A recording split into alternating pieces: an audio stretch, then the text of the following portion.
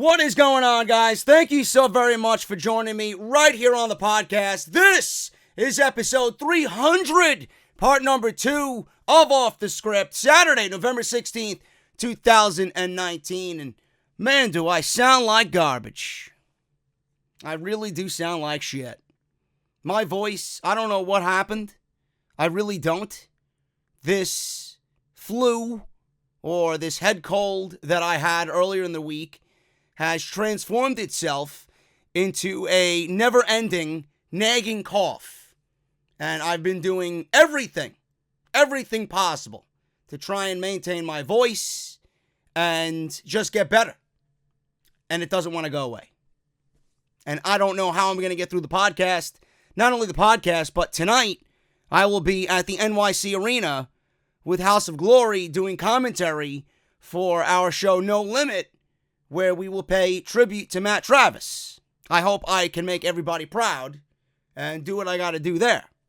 So I don't know how I'm going to do this. Hopefully I am okay by the end of this thing and I can go right on into Saturday night and give you guys the best of what I got to offer. But right now it ain't looking too good. But today, the podcast is looking good. It's looking very good, man. I got a lot of news. We're going to go over the Survivor Series. Again, WWE feels the Survivor Series card is overloaded. It's quite interesting. I don't remember there being a 5-on-5-on-5 Survivor Series tag team match at any other Survivor Series that I've ever seen before in my entire life. Overloaded? I think so. Also, major matches already leaked for TLC. What are they? Believe me, you don't want to know. Jordan Myles, everybody's favorite wrestler. He reappears on Twitter. Of course he does. He deleted his Twitter account yesterday, and now he's back on social media. But this time he has a wish list. I think everybody's wish list would have been without Jordan Myles on Twitter. So he's back. Corey Graves, I don't know whether to be a fan of Corey Graves and really commend him on what he says on his podcast or to kind of shit on him for the things that he allows the guests that he has on to say. I don't know. He's with us at some points, and then he's not with us on some points. But he's not a fan of the red lighting during Bray Wyatt's matches. Corey Graves says the Viking Raiders are being wasted on Monday Night Raw.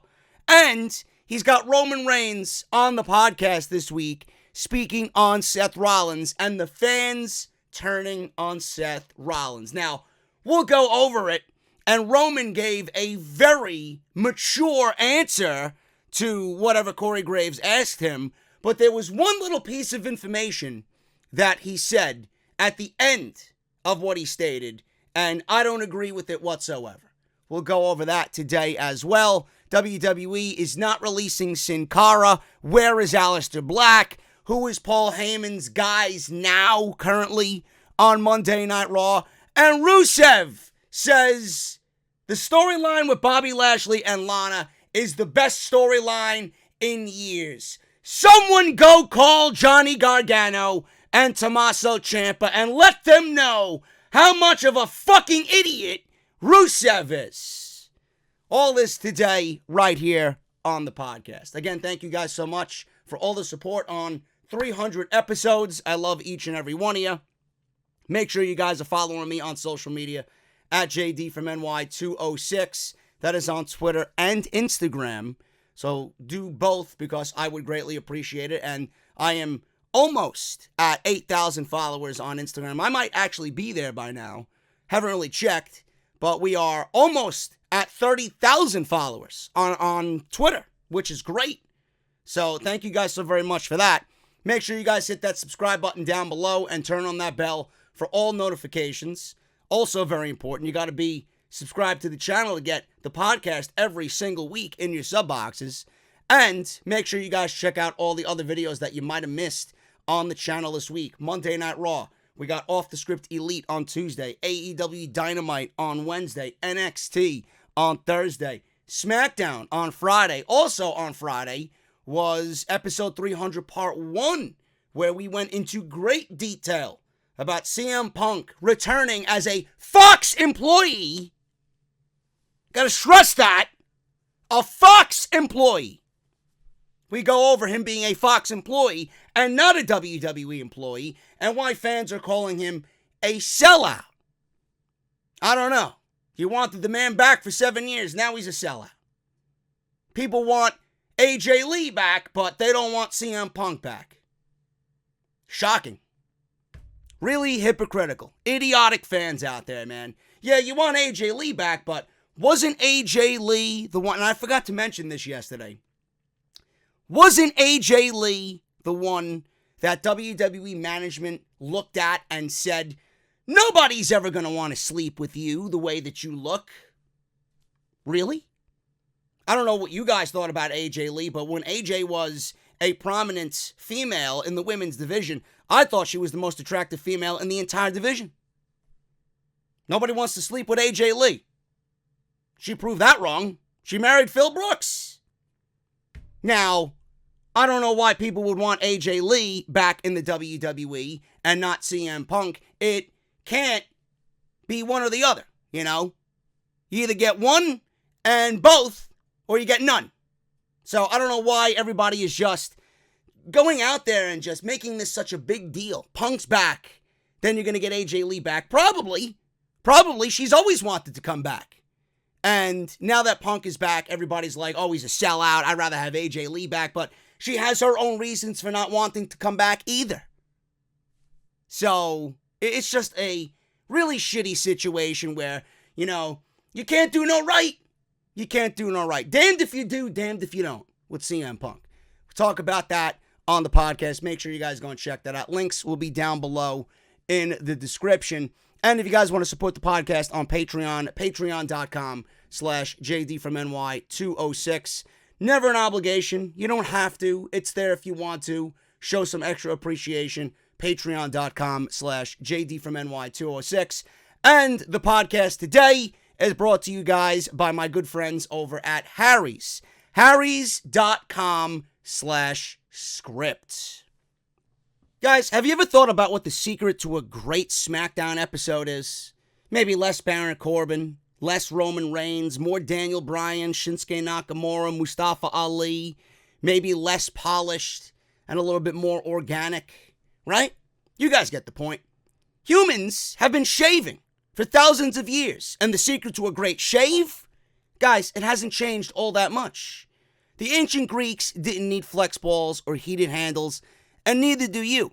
That's why Harry's doesn't overcharge you to add gimmicky features to their razors, and they focus on delivering what actually matters. Sharp, durable blades at a fair price. I love the close shave of Harry's. Always. I always get a close shave. I love the easy glide of the blade on my sensitive skin, and I love the fact that I never cut myself using a Harry's blade ever. And that low price is unbeatable.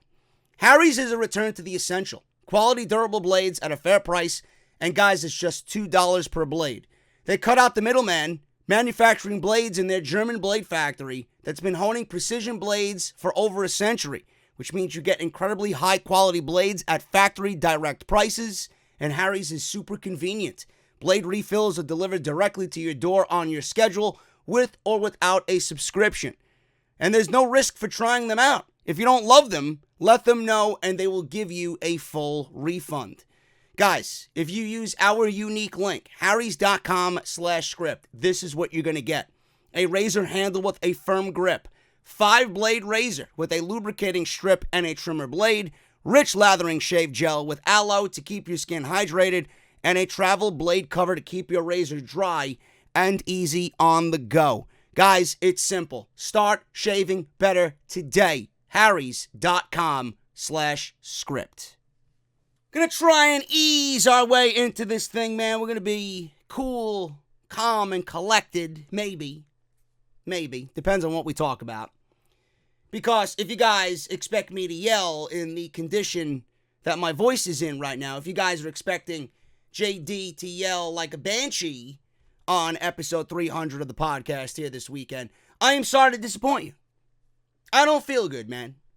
I don't feel good. Papa JD needs to get better. I'm trying. I got my little thing of OJ over here, you know?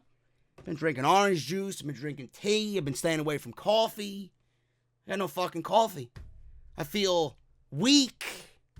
I feel weak without my caffeine. God, I'm a fiend. Let me in, please. Starbucks, please. I need something. Dunkin'. I'd rather Dunkin'. Anyway, moving on. Never mind my coffee woes. Survivor Series. Let's talk about my WWE woes. Survivor Series. I'm actually excited for it. Why? NXT. That's why. I'm excited for it because of NXT. Now, on part 1, we talked about what I believe is the full card. We got Rey Mysterio versus Brock Lesnar, Becky Lynch versus Shayna Baszler, and Bayley. Triple threat. Viking Raiders versus the Undisputed Era versus the Revival. Oh, I'm sorry. That says the New Day. I'm sorry. You know why the Revival's not there, right? Those lucrative those lucrative contracts slid across the table to the Revival. Sign. We'll give you a nice tag team title run. And they didn't sign. So, the reason why they're not there is because Dawson and Wilder did not sign. And part of the reason is, I think a lot of people on social media were excited when they seen the Viking Raiders, the Undisputed Era, and the Revival in a triple threat match. NXT versus NXT versus NXT. It's like past, present, and future, right? And now we got the New Day. Now it's NXT, and fucking Denny's. Not really all that exciting to me. So I'm going to be looking for the Undisputed Era and the Viking Raiders because those two teams fought in January at TakeOver Phoenix and gave you one of the best tag team title matches of the entire year. Anywhere. So why do we even need the New Day? Why do we even need the New Day? Go send them home to Xavier Woods. Oh, JD. Anyway. AJ Styles, Roderick Strong, Shinsuke Nakamura. Very much looking forward to this match. Talked about it on part 1. It was supposed to be Daniel Bryan. He was supposed to beat Nakamura for the IC title. He was supposed to be in that match. And then Bray Wyatt was supposed to go one-on-one with the D-lister, The Miz. Because that's such a riveting Universal Championship match for a Survivor Series pay-per-view, which would have been the main event. Awesome. Absolutely awesome. And they changed things up. Nakamura's still a champion, and Bryan is now going one-on-one with Bray Wyatt. That's the plan. Then we got these gems. I gotta slap the fucking taste out of whoever's idea this was. I gotta slap this person upside the head. Team Smackdown versus Team Raw versus Team NXT for the men and the women. Now, we got Banks, Carmella, Dana Brooke, Lacey Evans, and Nikki Cross versus Team Raw. Who? Who's on Team Raw? I don't even know. Who the fuck is on Raw? Charlotte? Asuka? Kairi Sane? I don't know who else is on Raw. If you can name some, please let me know, because I have no fucking idea. I don't even think I want to know. And then Team NXT. They could use people that they have not used before. Maybe Chelsea Green, maybe Deonna Purrazzo, maybe Toni Storm. I don't know. Could be some of the women in the War Games match that Saturday. Who knows? Then we got the men's elimination match. Same thing. SmackDown, Raw, NXT.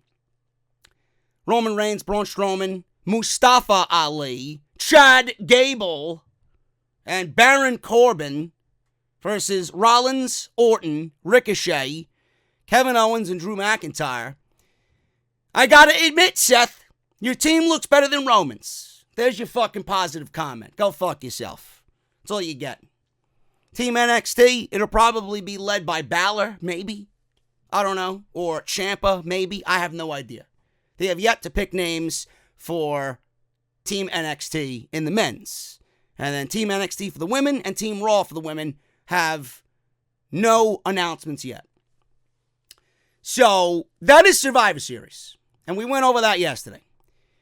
Now it's being reported that WWE wanted to add Rusev and Bobby Lashley to the Survivor Series card.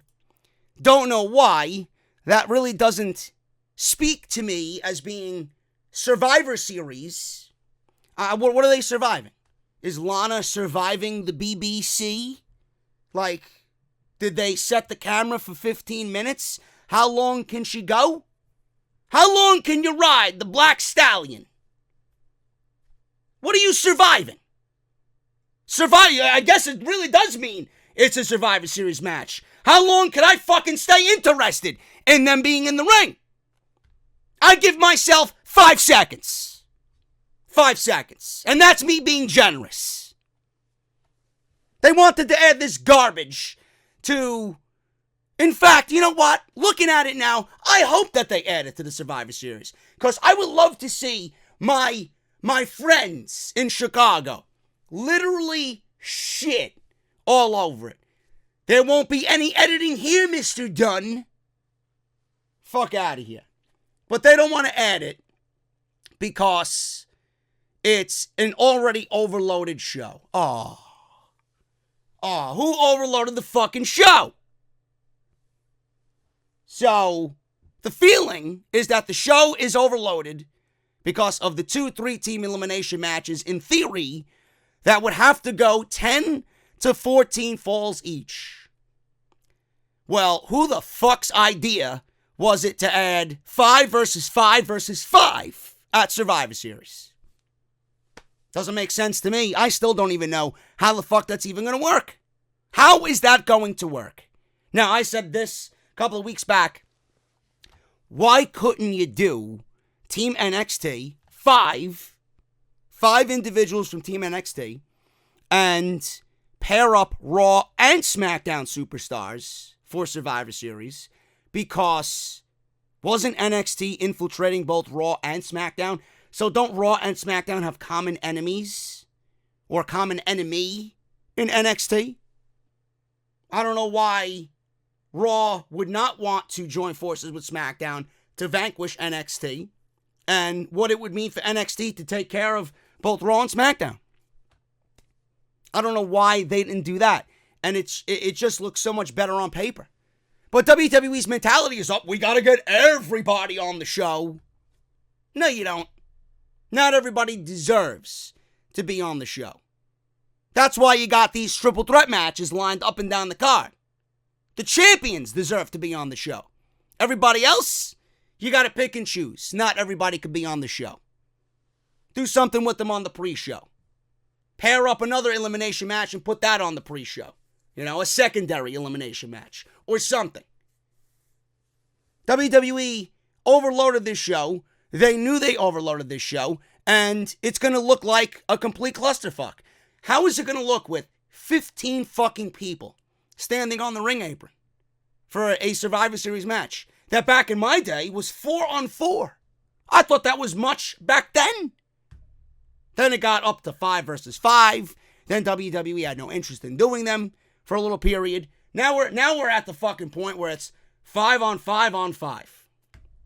I think that is one of the dumbest ideas that they could possibly ever come up with for the Survivor Series. So, it's overloaded. They think that's the reason. They're not adding Rusev and Bobby Lashley, whatever the case may be. I wish we weren't seeing it at all. Now, don't go out there and start thinking, well, they're not doing it at the Survivor Series. We're not going to see it. Oh, we're going to see it. We're going to see it, and I'll tell you when we're going to see it. TLC is when we're going to see it. WWE is bringing back TLC to Minneapolis and the Target Center on December 15th. I like that day because that's when I get YouTube paid. Every 15th of the month. So they got a few matches already listed on the Target Center's website. It is being advertised that Charlotte Flair and Becky Lynch, don't worry, they're not battling each other, but they will battle the Kabuki Warriors for the women's tag team titles in the first ever Women's TLC Tag Team Championship match. Now, there you go. Charlotte and Becky were a part of the first ever Women's TLC match for the Women's Championship. Asuka won that. And now they're going to both be a part of the first ever Women's TLC Tag Team title match. Great. I can't wait. Should be a good one. It should be a good one because that match was fucking awesome. That was one of the best matches of the entire year that Asuka, Becky, and Charlotte did at TLC. A lot of people overlooked that match. That was awesome. Roman Reigns versus Baron Corbin, or King Corbin. This is being advertised as a TLC match. I don't know what the fuck is going to be on the line in a TLC match. I really don't. What's going to be hanging from the ceiling? A piece of a fucking dog fence? A little miniature dog house? Maybe you could go get one of them little fucking Pandora doghouse charms and hang it up on the fucking, the little rung that you got hanging above the ring. You fucking kidding me? Then Dave Meltzer says they might actually, instead of doing the TLC match, have a dog collar match. Imagine being Fox, investing $250,000 per year into Smackdown, and your main feud is Baron Corbin and Roman Reigns, with a feud culminating in a dog collar match. They're going to want me to see Roman Reigns in a fucking priority main event for a title, if this is the fucking route that they're going. Awful. How do you come out of an intriguing storyline with Daniel Bryan and then have a draft, and the first fucking thing you're going to put your number one guy in is a feud with Baron Corbin? How is anyone finding this interesting? I think everybody literally shit in the front yard, or would rather shit in the front yard than watch another fucking Baron Corbin promo with his big dog emoji backing him up. Give me a break. Rusev versus Bobby Lashley is going to happen on this show as well. Don't know if that's going to be a TLC match. TLC matches for fucking everybody, right? Get rid of these fucking gimmick pay-per-views. They're awful. Only one TLC match. You don't even need to name the show TLC. Oh, yes, it's December. Let's get ready for TLC. Oh, it's October. Let's get ready for Hell in a Cell. I think we're over this now. WWE needs to, and I say this every year, they need to change the pay-per-view calendar. So there's your TLC card, folks. Some of it's already leaked. So I am now bestowing it upon you. If you're thinking about going and you live in Minneapolis and you're a fan of the podcast, don't. Because I just saved you what could be a shitty family outing. I don't know who the fuck in their right mind would go to see this shit. Honestly. Jordan Miles, everybody's favorite wrestler. Says nobody ever. Guy is fucking phenomenally talented. Just so awesome. He's so awesome. Jordan Miles reappears on Twitter after deleting his Twitter just a day ago. And then he creates a wrestling wish list. I got my wish list as well. I really got my own wish list. Mr. Jordan Miles. At the top, it's Monday Night Raw being canceled. Imagine me going up to Santa Claus. Hi, Santa Claus. Sit in my lap, my young fellow. Sit in his lap. What would you like for Christmas? I would like Monday Night Raw to be canceled off the USA Network. I would like Vince McMahon to just go away. I would like, if you cannot cancel Monday Night Raw, can you please move it back to 2 hours? Could you please have the creative writing staff terminated and hire me and give me the power to sign 4 of my friends to go write the show so we can show everybody how wrestling should be? Sound good? Sound good? What else? During every creative meeting, there'll be craft beer on tap so that we can get the ideas flowing, right? I'd love some of Mrs. Claus's cookies, preferably gingerbread, please. With a nice little fucking sprinkling of sugar on them, because plain gingerbread cookies are no good, bro. They're very boring. They're very dry. Good enough? Ridiculous. Anyway, Jordan Miles, back on Twitter. Who cares? Who cares? Jordan Miles deleted his Twitter account. He's back as ACH. Now, I might have missed it. Maybe I did. Maybe I didn't. I don't know. But did WWE officially confirm that he's gone? Did we see anything of, well, we wish Jordan Miles the best in his future endeavors? I don't know. I don't think I've seen anything like that. So how can he just walk away and just quit? I don't know. Didn't he have like 2 years left on his contract or something? So he deleted his Twitter account. It's back as ACH. He said not to call him Jordan Miles anymore because that's his slave name, though it's a name that they told him, go out there and make something. Let's see what you could do with it. He chose Jordan Miles. So he took two things that are very significant to him. He's a fan of Michael Jordan and Miles Morales, we talked about. Black Spider-Man. Now Miles is back on Twitter. He has some goals. He posted a wish list of opponents he wants to face at this point in his career. It's pretty interesting to note that none of them currently work for WWE. Oh, did you expect Daniel Bryan to be on the fucking list? My wish list, he says. Let the games begin. Go the distance. Hashtag for the culture. Miles included Jonathan Gresham, Darius Lockhart, AJ Gray, Myron Reed, and Desmond Xavier, who will actually be at the House of Glory show tonight. So that is his top 5 right now. There you go. Do you care? I don't. Does WWE care that he's gone? They don't give a shit. It's not going to be a game changer anyway. That's why I don't understand why they just don't let guys go. If they're not that concerned about pushing them on TV and they feel like they're not a game changer or a difference maker, who gives a shit? Who honestly gives a shit where they go? ACH, who gives a shit where he goes? Sin Cara, who gives a shit where he goes? It's unreal. So he's back on Twitter. Great. If you enjoy ACH, great. I enjoy his in-ring work. I think he's fucking great. But he could have did things a little bit better. You know? So I don't want to talk about this clown anymore. It's over. Hopefully he finds happiness wherever he goes. I still don't know if WWE officially released him or fired him. I don't think I've seen a statement yet. And if there is one, let me know, because I haven't seen it.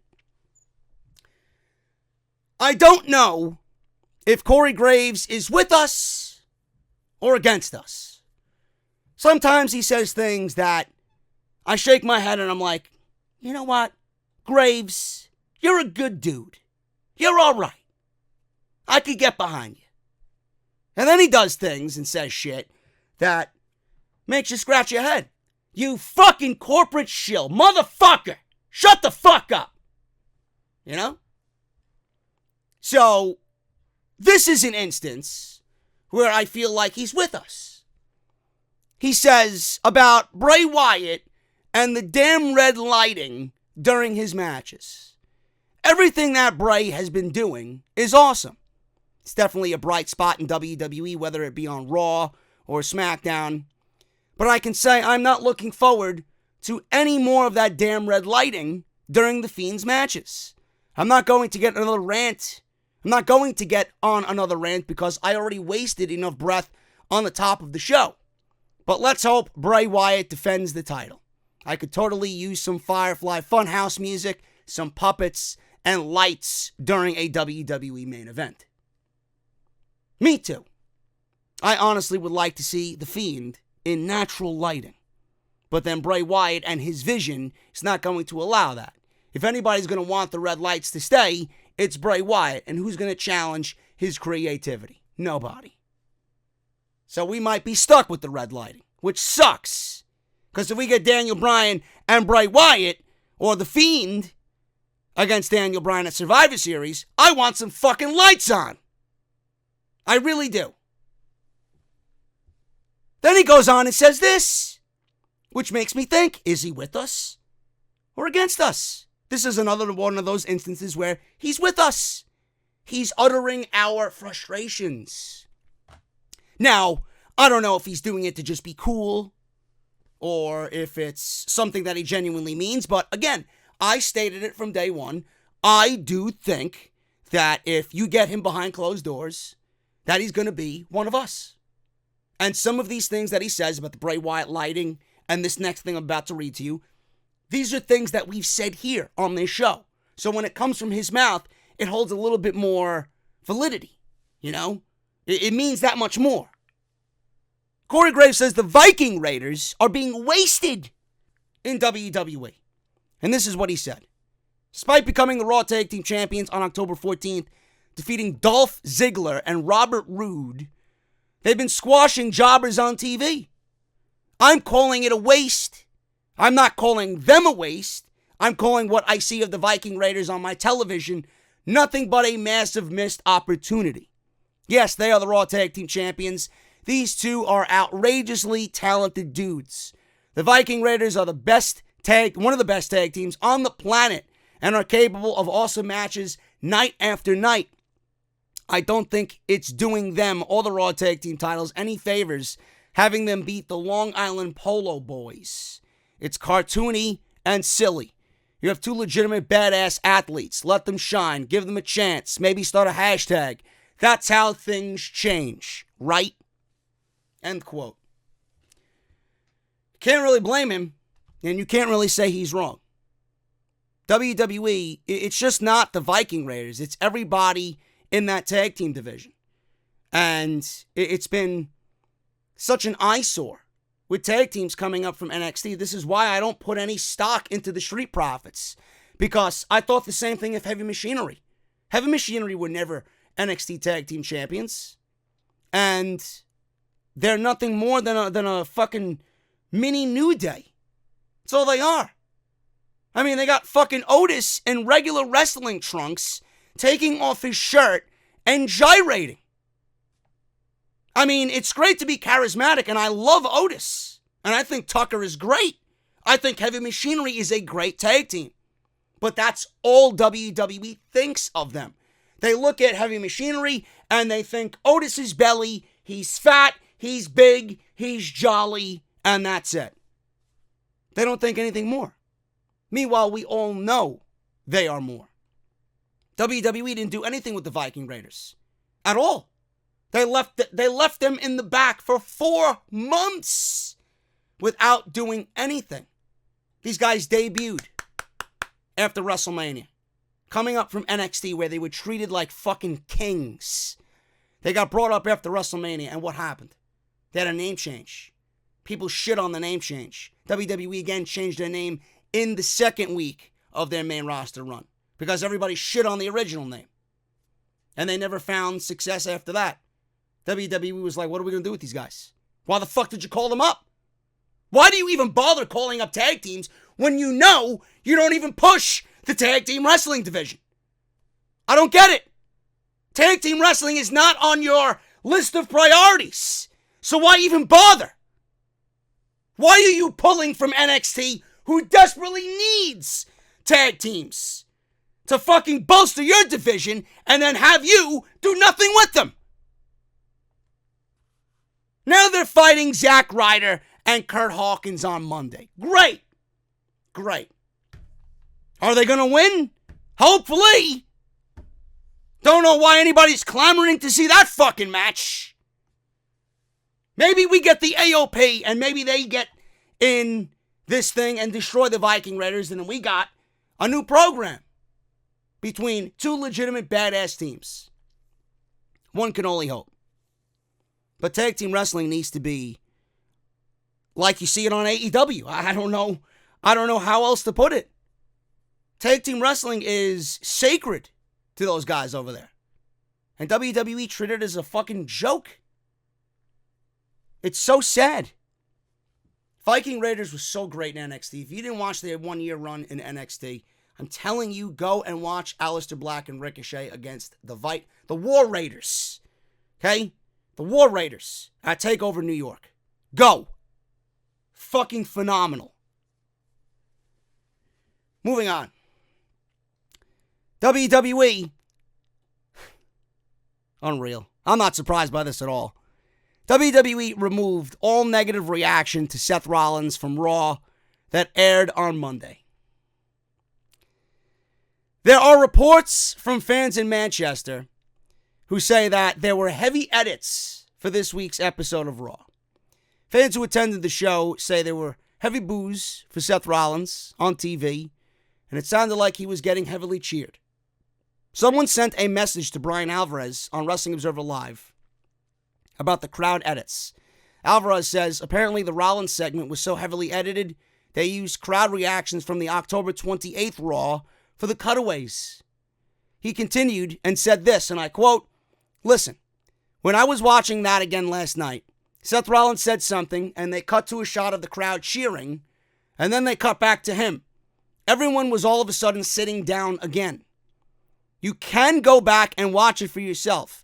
He makes some comment, and they cut to a shot of the crowd, which looks totally different from the crowd when he's doing the rest of his speech. Go back and watch it. I'm not making this up. I remembered that." End quote. Several people on social media have backed up what Alvarez said. Talk Sports' Alex McCarthy was at the show and noted that Rollins, and I quote, "I think I'm the best wrestler on the planet" line was booed, but on TV, you could not hear the negative crowd reaction at all. Another person said Rollins had to wait a minute and a half to start his promo because so many people were booing him.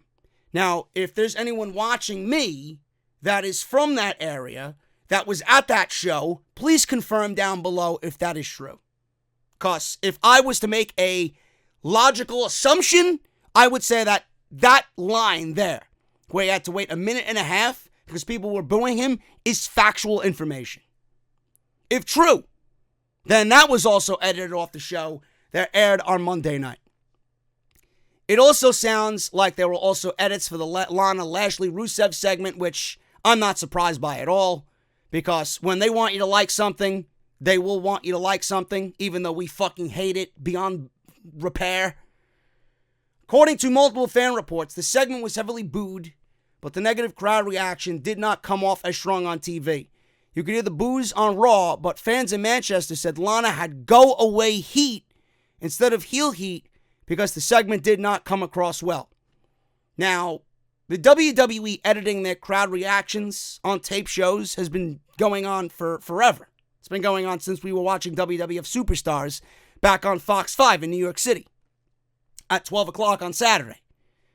This is going back to the 80s, where they would pipe crowd noise in on their weekly syndicated shows and taped episodes of Saturday Night's Main Event.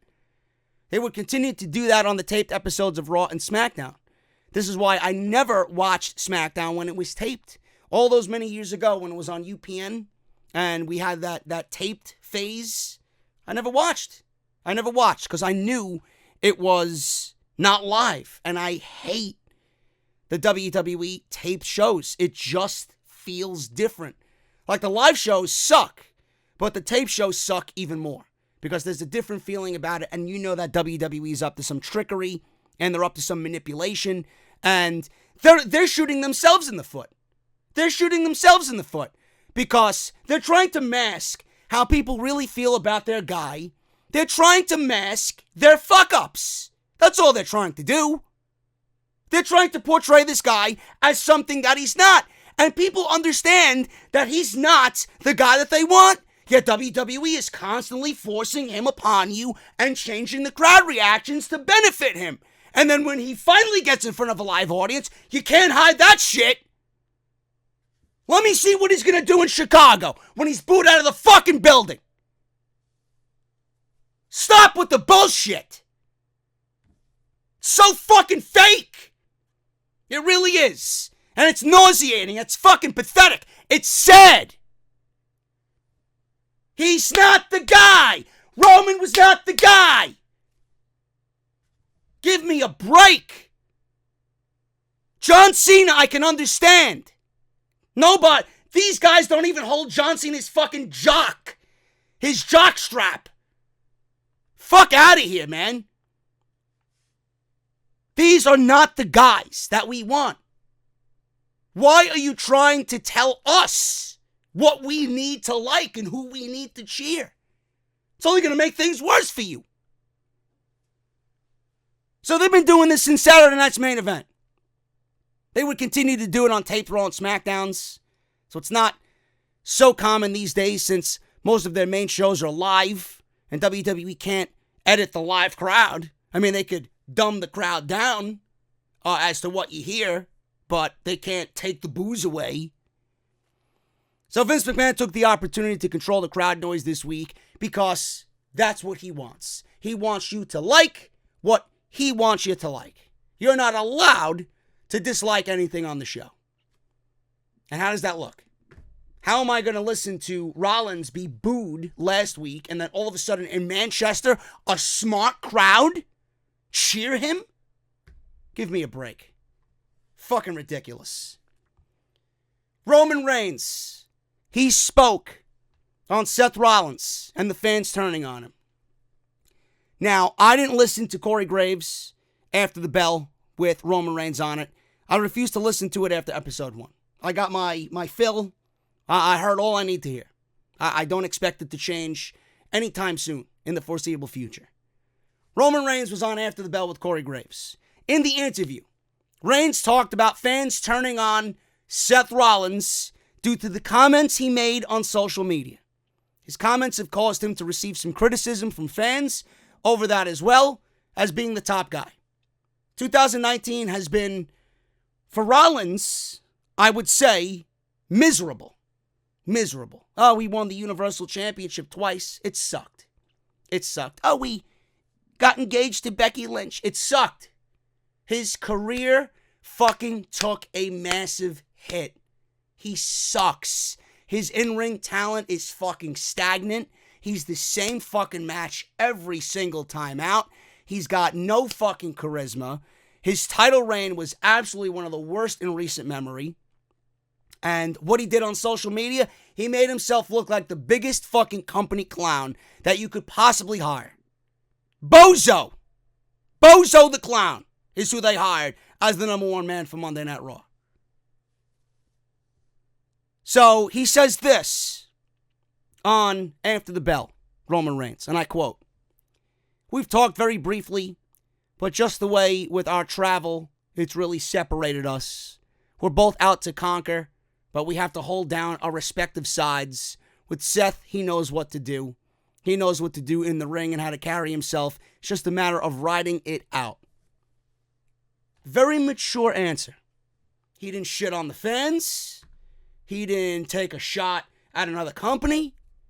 He said, Rollins knows what he's got to do. We've been separated. We haven't talked much. He's on Raw. I'm on Smackdown. He knows what to do in the ring and how to carry himself. It's just a matter of riding it out. That's all he said. There's one thing I will critique Roman Reigns on, outside of all the negativity I say about Roman Reigns. If there's one thing that I will always look at Roman Reigns for being better at than most, is the fact that he knows how to handle himself on social media. That's how a number one man handles himself on social media. He doesn't let these fucking cretins on social media get to him. You know? All the shit that I said about Roman Reigns, you don't think someone in the fucking company heard me speak all this shit about Roman Reigns? And here I am. I'm not blocked by Roman Reigns on social media. But I say one bad thing about Seth Rollins. I call Seth Rollins a little pussy. And I criticize his title reigns and his fucking run as champion. Blocked. Roman Reigns is over here being a fucking mature number one man in the company. And Rollins can't handle it. He can't handle the heat in the kitchen. I'm sorry, Rollins. You don't agree with the fans' assessment of you? The creative is right up your alley, right? You enjoy everything that they give you? Meanwhile, the fucking people who are paying their hard-earned money to come see you, they want better for you. That's what you don't fucking understand. You've been a fucking joke. An absolute joke.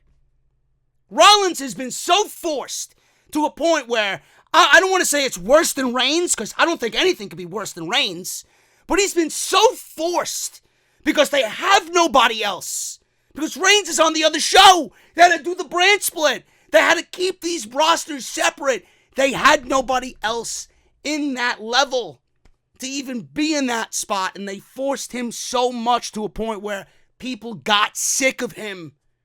They don't want him anymore. Every time they look at Rollins, it's eye-rolling fucking cringe. That's what it is. He's been overexposed. He's not special anymore. He's not. Tell me one thing that Rollins has done in the last, going back to WrestleMania. What has he done that's special? Nothing. Nothing.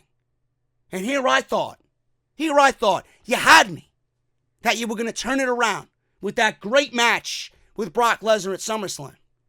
You were going to turn it around. You were going to take all this negative bullshit that people were spewing at you, and by the same fucking token, by the same way you won the fans over last year as IC champion through fucking in-ring talent and hard work and being different and just going out there and legitimately fucking owning up to your words, burn it down, because you did last year.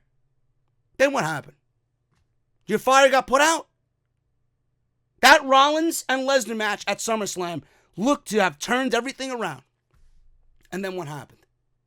WWE, as soon as they gave him the championship again, they fucked him over again. And people don't understand. People don't understand. People like Rollins don't understand that when I sit here and I talk shit on Rollins, I don't know the guy. All I talk about is the way he's portrayed on a TV show.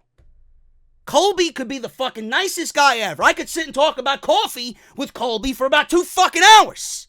I'd love to get behind the bar and be a barista with Colby and show him what I know.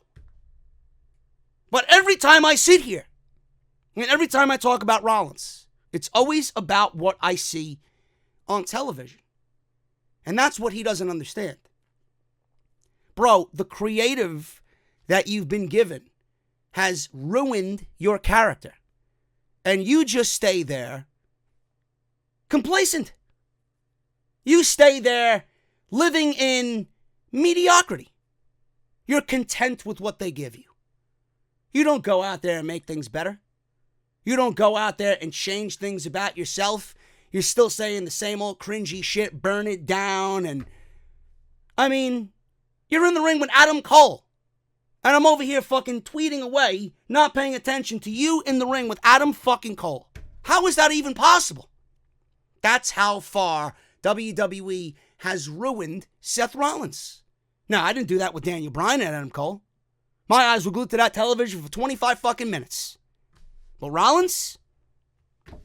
Bro, it's all the creative. It's all about the creative. And he wants to take it out on us when we don't like something. Vocally, universally, as a community. And we shit on something that he's in. It's our fault. It's our fault. Now, yes, some of those people can come down hard on you like I do, but we all know it's creative. There's no fucking way. There's no way you could go out there and defend what happened at Hell in a Cell. None. But here you are, putting yourself in the line of fire and defending that heaping pile of garbage. Then you want to know why people don't respect you. Then you want to know why people are turning their backs on you when you became the person that they've wanted. No, you didn't. You might have. You almost did. You could have, but you didn't. Because you opened your mouth. And when you opened your mouth, you erased everything that people had desired about you. Shut your mouth. Do better. Monday Night Raw and the ratings are burning down. Why? Because you're not the guy. Nobody wants to see you. On top of that, the show that you're affiliated with is one of the worst fucking shows ever. It's not pro wrestling, it's a mockery of pro wrestling. But we, as fans, are wrong for thinking that. Just enjoy the show for what it is. How can I enjoy a show that fucking sucks? And I know sucks. You're not trying. There's no way anybody could watch that show and tell me someone is trying to write a good show. Fuck out of here. So Reigns, he goes on and says this. This is a situation where sometimes it's, what have you done for me lately? You just have to go out the next night, kill it, and continue to kill it. That's all that matters. Just bust your ass and work hard. I don't even think that's going to work for him. I don't. I honestly don't think it's going to work for him. There's something that he continues to do every single week. You know, the cheesy burn it down and, you know, him being the face of the fucking company. If he's going to need to be booked in a mid-card role. He really is. He's going to have to be put in a situation like Roman Reigns was put on lately in a mid-tier, not a big priority, but also, you know, he's still a good part of the show, but he's not a big part of the show. He's going to be a mid-carder. He's got to be in the middle of the road somewhere. That's what they did with Roman, and believe it or not, Roman started to look a little bit more appealing. And I wasn't the only one that felt that way. Now, give it time, and WWE's going to take that all away, and we'll be right back to hating Roman. But they're going to need to do that with Seth Rollins. They can't continue to put him in the main event, feature him in the main events, feature him front, face, and center of everything. Can't do it. Reigns stated that the cream always rises to the top, which is something that John Cena told him a long time ago. He was told not to go out there, stink it up, but rather have a good match. At the end of the day, he thinks the fans have respect for what they do. We do. I just got through explaining that. It's not about you. It's about the fucking direction in which you are taking your character. It sucks. It's not interesting. It's not appealing. There's nothing there that's going to speak to me when I'm watching at home. I need to invest into Seth Rollins. Who is Seth Rollins now? A nobody. He's a nobody. You got fucked over by Brock Lesnar. You got fucked over by The Fiend. Who cares? Who cares? And in both instances, you were a babyface fucking fighting champion that went out there and said you were the best fucking wrestler on the planet. And in both situations, you cried like a bitch and showed us how much of a pussy you really were as far as who you are as a character on TV. Why am I going to be invested in that? I can't. Why are we so invested in your buddy, Mr. Moxley? Because look at the way he's portrayed on TV. He's a badass who wants something, he's going to go out there and kill it. That's who we want. That's who we want. Not this fucking shit.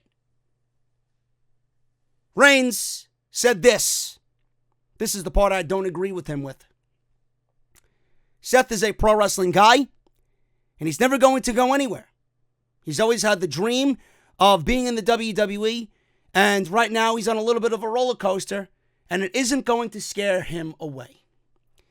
He then goes on and says, any polarizing reaction that he is getting is exactly what you are looking for from the fans. I don't agree with that at all. There are people in the community that don't understand go away heat exists. It is real. You have to listen, but it's there, and it's real. Lana, Lashley, and Rusev have go away heat. Rollins, when he's out there, that's go away heat. Now, you'll get some fucking idiot who tells you on social media, well, if it's go away heat, get up and go to the bathroom. If it's go away heat, get up and go buy a box of Cracker Jacks or a Budweiser. If there's go away heat, you'll see nobody in the stands. Really? Really? Do you expect nobody to be in the stand? There's barely any people in the fucking stands on Monday nights anyway. What, do you want the seats to be fucking empty? You want it to look like an Impact taping? Anyway. Go away heat is real. And you gotta listen for it. I don't agree with this polarizing reaction to exactly what the fans, or exactly what you're looking for from the fans. Is it? Is that what you're looking for? You're looking for a reaction. Any type of reaction is a good reaction. That's their answer. No, that's not their answer. That's the political answer that they're taught to give you. The real answer here, if you decode this bullshit, the polarizing reaction that you're hearing is the fucking failure that the character is, or the storyline is, or the direction of whatever the fuck we're watching is. It's the failure of what we're watching. Polarizing reaction. WWE gonna listen to the fucking fans? Of course not. The polarizing reaction is the fans telling WWE, we don't like this. What does WWE do? They go and do it anyway, and they continue to do it, and they amp it up 5 times worse the next week. Polarizing reaction. My balls are polarizing. Fucking ridiculous with that comment. Polarizing reaction.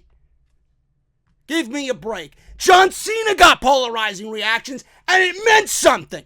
This is not polarizing. This is just us speaking for the majority of the people watching this garbage.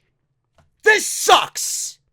The polarizing reaction is us screaming, this sucks. Is it going to change? No, it's not. Because WWE doesn't give a shit. Neither does Rollins, neither does Reigns. They don't give a fuck. They're comfy, they're cozy, they're on top. They don't give a shit. Unreal, man. Unreal. Keep muting the booze. Go ahead. Keep muting the booze. It's not gonna work. It's not gonna work. Listen, Rollins, just dye a blonde streak down your hair again and go and be a fucking prick. That's all you gotta do. That's all you gotta do. I'll tell you, though, what is gonna work. The Ridge. TheRidge.com/script. You guys are gonna use code SCRIPT at checkout for 10% off.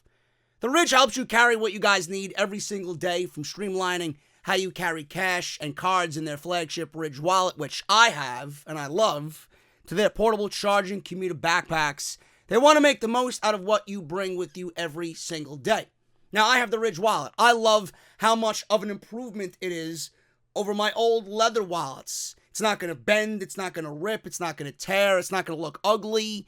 It looks clean, it looks stylish, it looks sharp. I know when I pull my wallet out, I got the best wallet in the entire place. And I also love that it keeps me safe with RFID blocking quality, so I know my ID and my credit card information are safe and secure. The Ridge is so confident that you'll enjoy their product that they've made it as simple as possible. Free shipping, so you guys get it fast. Free returns, in case you don't like it. And if you do like it, there's a lifetime guarantee. And plus, there's 30,000 5-star reviews, so they got a lot to be confident about. The Ridge is super durable, made from military-grade materials like titanium and carbon fiber. It's proven to be bulletproof, waterproof, and John Moxley-proof. Yes, it is factual information. Guys, Christmas is coming up. I know your dad needs something. I know you guys might need something. If your wife is coming up with a wish list of gifts to get for you, why don't you go talk to her and say, honey, I love one of them nice little pocket knives by the Ridge, or I love a nice Ridge wallet, or I love a nice commuter backpack by the Ridge. You guys can add all of what the Ridge offers to your wife's wish list for Christmas. Get yourself something nice. Get your dad something nice. Get your best friend something nice. The holidays are coming up, and you guys can save 10% off with using code SCRIPT. Code SCRIPT at checkout. That's theridge.com/script. Use code SCRIPT. Guys, the Ridge is fantastic, and it's going to make a great holiday gift, and I want to thank them for supporting the podcast this holiday season right here on Off The Script. You guys ever wonder where Aleister Black is? Now, please don't tell me in the closet, because he's not in the closet. It's just a case of terrible WWE creative. That's all it is. And Aleister Black is supposedly injured.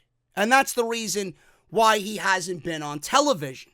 But I have a counterpoint to that. Now, Dave Meltzer revealed on the Wrestling Observer Radio that there is a very good reason why Aleister Black, who is on Monday Night Raw and should be a face of that show, continues to cut backstage promos. He is currently dealing with a knee injury, but the company wanted to keep him on television. Dave Meltzer says this, and I quote, "Okay, here's the real deal. He's got a knee injury, and they wanted to keep him on TV." End quote. Great. Aleister Black is injured. Aleister Black is dealing with a knee injury. They want to keep him on TV so he's fresh in everybody's minds, like a fucking, a fresh roll of bread that's coming right out of the oven, right? Sure. I have a counter to this point, or they just want to keep him on television.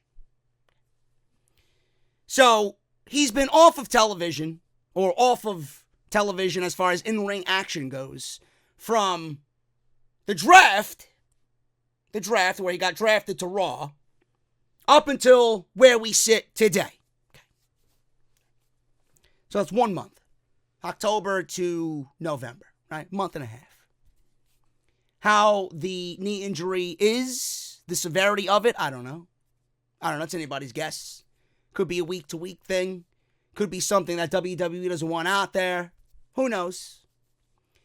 But if WWE is keeping him off of TV because of an apparent knee injury, why did they keep him off TV from April all the way to October?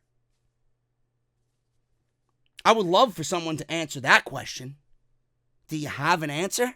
I don't think you do. The reason he hasn't been on TV from April to fucking October was because WWE didn't know what to do with someone like Aleister Black. They looked at him, and someone in the back said, "Vince, I don't know what to do." Or Vince looked at him. "He's got a lot of tattoos. Put him in the closet." I don't know. WWE doesn't know what to do with Aleister Black. And I don't think WWE will do anything with Aleister Black. I don't. Look at Ricochet. Ricochet is a shell of his former self. He does not feel the same at all. From his days in NXT to what we see now, he does not feel the same at all. Same thing goes for Aleister Black. I don't know what they do with him when he comes back. The guy honestly should be some sort of US or IC champion by now. Multiple times.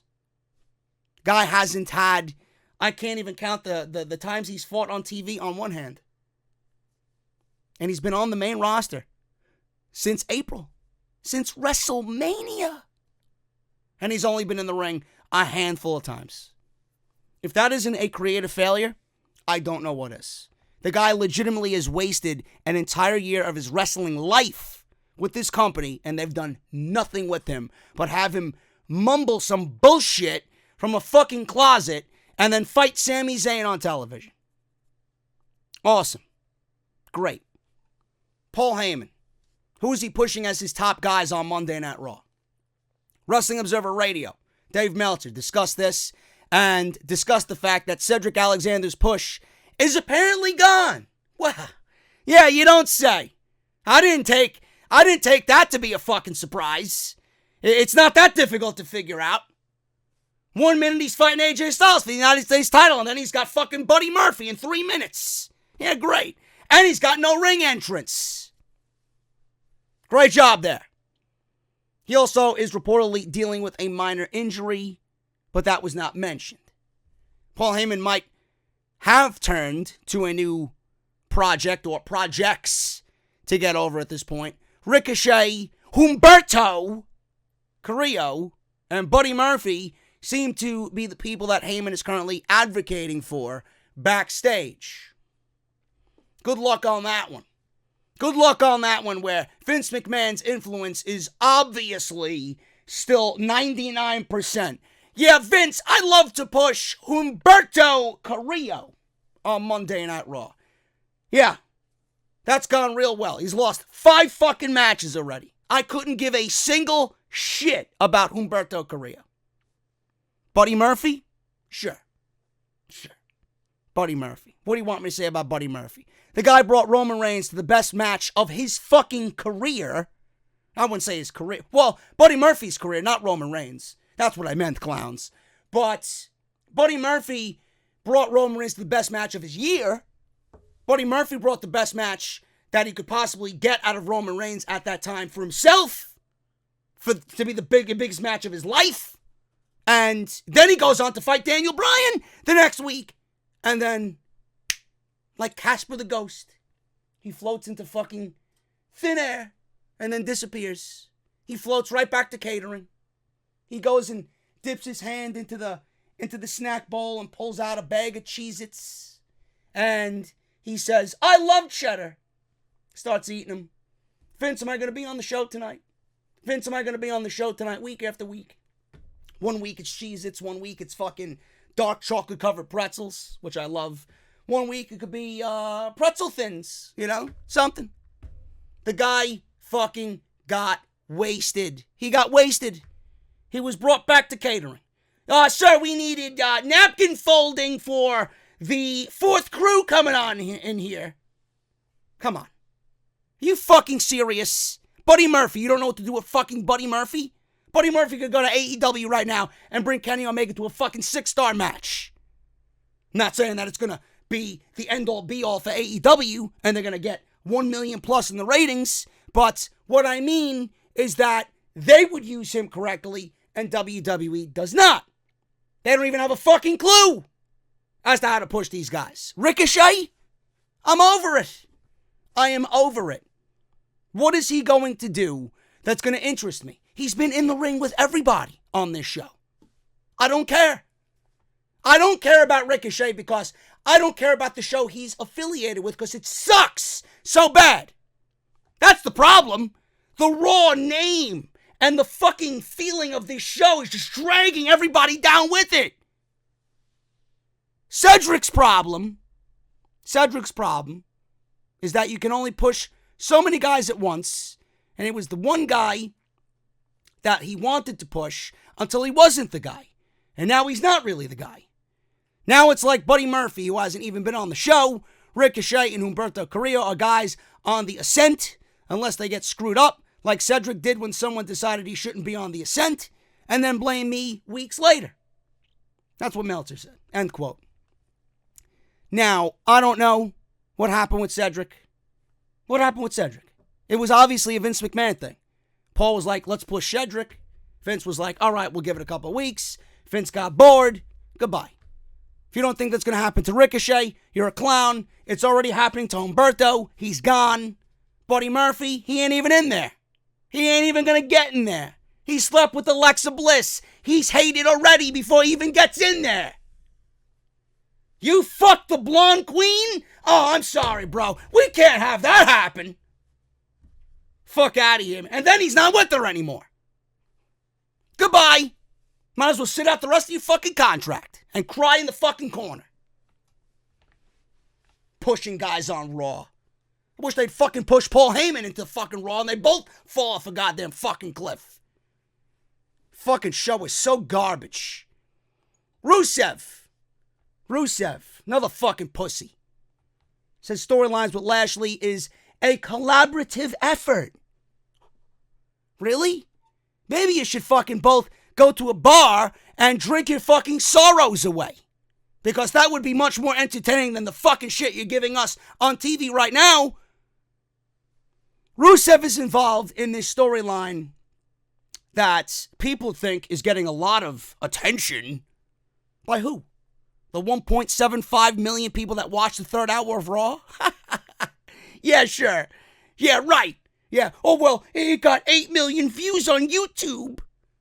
Yeah, who's watching YouTube? 12-year-old fucking idiots who are looking at Lana's ass in a tight skirt? Oh. You know? You fucking ridiculous. This is garbage. Garbage. This shit doesn't even belong on fucking Donahue or fucking Maury. The shit I see on those shows is more entertaining than this fucking garbage. Now, while speaking to the Sun, I wish he'd go fly to the fucking Sun. Rusev explained that his current angle is a collaboration. They've made adjustments. Now listen, the only adjustments that have been made Lana's positions in bed at night with fucking Lashley in front of the camera. Honey, which position you want me in? Doggy? Should I do reverse? Fuck adjustments. You should adjust your fucking career. Go somewhere else. Adjustments. That's show business. But in the end, he seems to love the storyline. And my voice is going as it's gaining him a new spotlight in the company. I said I wasn't going to fucking yell, right? What happened? It's a collaboration. There's adjustments that we make, but that's just life. We're committed to our characters on TV, so we just have to make slight adjustments, but we're professionals and we're coping with it. It's great. I think we are in the best storyline currently going on TV and the best storyline that's been around for years. Years. Folks, I think back to Johnny Gargano and Tommaso Ciampa, and then Gargano got involved with Aleister Black, and it was just one big fucking just beautiful disaster, right? Was it better than that? This guy out of his mind? What about Shawn Michaels and The Undertaker at WrestleMania 25? Was it better than that? What about Shawn Michaels and Chris Jericho? When Chris Jericho was in his narcissistic prick ways in WWE, where he slapped the shit out of Shawn Michaels' wife. Was it better than that? This guy is absolutely fucking delusional. What about the Yes Movement? What about the Yes Movement? Better than that? Give me a break. This guy is absolutely fucking delusional. Delusional. It's getting a lot of views and a lot of eyes on it. Some people like it. Some people love it. You know? No. Some people like it. No. Nobody likes it. Some people love it. No. Everybody fucking hates it. But at the end of the day, it's the hottest storyline going on. Yeah, so hot that it's burning the fucking ratings down into the fucking ground. So hot. I hope it continues to be hot if that's the case, because it makes me happy. Now, Lana wasn't pregnant. No shit. Lana wasn't pregnant, and she faked it. She revealed it was a hoax off microphone, so only the camera could pick her up saying it. One fan offered a suggestion to Rusev and said this on Twitter: "Go to AEW, then I will respect you." This was noticed by Rusev. He quickly replied because of course he did. Of course he did. They always reply to make one stand out like an idiot and make sure that their beliefs or what they're taught to say is pushed out on social media.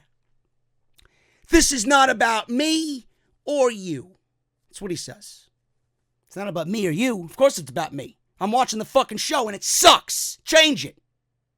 Change the fucking direction of the storyline. It sucks. It's not interesting. I want better. It's not what I look for in a pro wrestling show. Then poor little Jesse the Buckeye. What happened? You know, my friend who wears the AEW hoodie and she makes videos every Monday that I said I was going to do, but I didn't because I can't lower myself to do that because I'm not a clown. Though Jesse's not a clown. Jessie released a video about Lana and WWE's portrayal of the storyline. While explaining her point, she included a caption of this. And she says, and I quote, "WWE should not present its product as respectable to women as it's been or as it has been and expect women to be okay with the Lana segment." Then Lana replied. Lana actually retweeted, quoted Jessie. "Oh, give me a freaking break, so it's fine for my soon-to-be ex-husband." Sure. For my soon-to-be ex-husband to cheat on me while I sit at home and cook, clean, and listen. Oh, my God. If you are sitting there believing this woman... Listen, I get playing the character and playing up your role in this on social media to fans. I get it. But you're no Matt Hardy. If you expect me to sit here and think that Rusev would cheat on someone like Lana, you are fucking mental. Seriously. I don't understand that. Men can cheat, but if a woman does the same thing, all of a sudden she isn't a respectable woman. That is the problem with society, the double standard. I just don't know. I don't know. I look at it. I look at these people speak. I look at the way these people talk. I look at the way they act. Just get rid of all of them. Get rid of all of them. I ranted on Rusev more than fucking Seth Rollins lately. The guy sucks. The guy is absolutely ruining his career with this storyline. It's going nowhere. It's going absolutely nowhere. And I don't know how this is benefiting anybody. And it's honestly killing the fucking show. On top of the fucking show being bad already. Moving on. Bobby Lashley versus Rusev. We talked about it. It's not happening at Survivor Series. It's going to happen at TLC. Goodbye.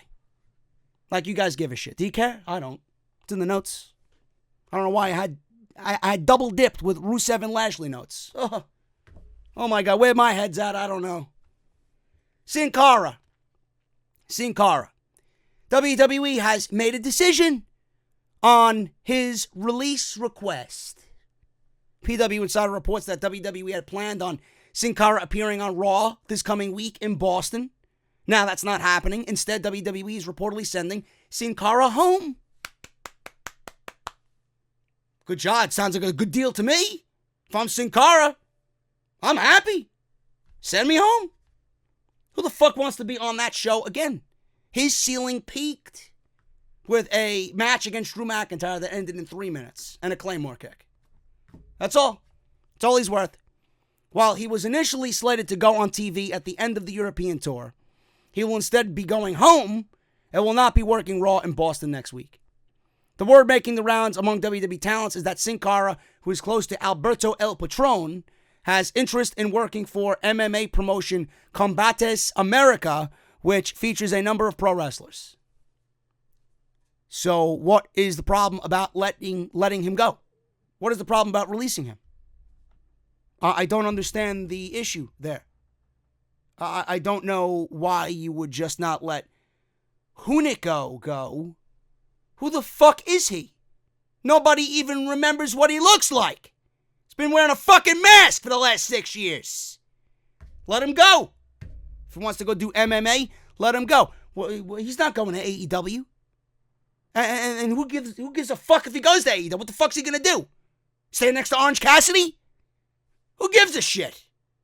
The fucking guy go. Saves you payroll. PW Insider reports that at this time, WWE has no intention of letting Sin Cara out of his contract. He has 3 years left on his contract, so he did sign a new deal. He did sign a new deal last year. The company has the option of letting him go, but it doesn't appear that they will be letting him go at this point. Sin Cara expressed interest in joining Alberto Del Rio in the MMA promotion Combates America, but those plans are going to have to wait 3 years. WWE, do the right thing. Let this guy go. I mean, let Hunico go. You got the Sin Cara name and mask and outfit and whatever the fucking shit is with the character trademarked. You could put anybody in the mask. Who gives a shit? Who gives a shit? Let him go. It's the only right decision to make. Why keep someone unhappy and keep him hostage for 3 years when clearly he doesn't want to be there and you have no plans for him ever? So what's the point? Might as well cut your losses and save on some payroll. Finally, guys, Sami Zayn. Sami Zayn is a gem. Sami Zayn is some of the best parts of Smackdown on Friday, believe it or not. Well, not really believe it or not. He's always been a great asset in my eyes. But as of late, with the shows being so terrible, he's been some of the best parts of the show. Now, he spoke to Vulture Hound, and Sami Zayn was asked if he studied great managers from the past before taking the role and whether this is a long-term plan for him in WWE. That's actually a very good question because he's very good at what he does. Zayn said that it's probably not a long-term vision for him, but he's still able to add a lot to his matches, or to matches, by being a force on the outside. He says this, and I quote, "I don't think that's the long-term vision. It's certainly not my long-term vision. That's something that I may want to do when I'm done with in-ring competition, obviously, as I still have a lot to give in that regard. However, I do think just in my limited time doing this that I've been able to add a lot to the matches that Nakamura is performing in. And so I do think there is something to be said about that as an art form for that role. I enjoy not wrestling at the moment. I don't know whether this is my idea or not. I do remember thinking it would be cool if I could have a couple of guys with me and not just Nakamura, even if Nakamura was the first guy on the list. So he's hinting that he wants maybe a stable, which I think would be a great idea because Sami Zayn is the perfect mouthpiece for a group of guys like that. Partnering up with him, I think, is beneficial for both of us because he's been able to sort of be engaged a little bit more in the rivalry because obviously he speaks English pretty well, but there's still limitation on that with the language barrier for as far as carrying a rivalry in the wrestling business, which is a lot of talks with Smash, obviously. I'm able to kind of pick up the slack in that regard. In my end, I really enjoy being ringside and trying to contribute to the matches and things like that. I'm still wrestling on the live event periodically, so it's kind of the best of both worlds. At the same time, it's kind of keeping my body a little bit of a break, kind of free, of injury. All in all, I think it's good fun. I don't think it's going to be a permanent thing, but at least for the time being, I am enjoying it for what it is. So I figured that was fun to close the show with because I think Sami Zayn is great at what he does.